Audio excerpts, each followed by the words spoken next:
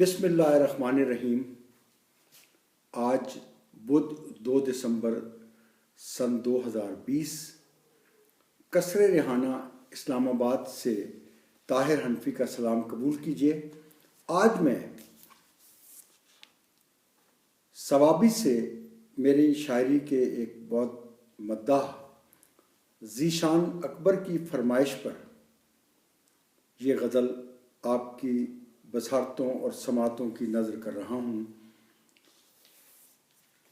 عرض کیا کہ ایک آگ کا الاؤ تھا بس تیرے آس پاس، اور میرے دل کا گھاؤ تھا بس تیرے آس پاس۔ ایک آگ کا الاؤ تھا بس تیرے آس پاس، اور میرے دل کا گھاؤ تھا بس تیرے آس پاس۔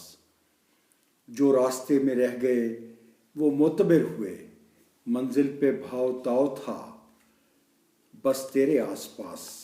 جو راستے میں رہ گئے وہ معتبر ہوئے، منزل پہ بھاؤ تاؤ تھا بس تیرے آس پاس۔ گروی رکھیں بصارتیں بانٹے سیاہیاں، سورج کا ایک داؤ تھا بس تیرے آس پاس۔ میری زبان گنگ تھی اور ہاتھ تھے قلم، سانسوں کا ایک بہاؤ تھا بس تیرے آس پاس۔ اور یہ شعر آپ کی توجہ چاہتا ہے کہ آنکھوں نے وحشتوں میں بسیرا ہی کر لیا، ظلمت کا رکھ رکھاؤ تھا بس تیرے آس پاس۔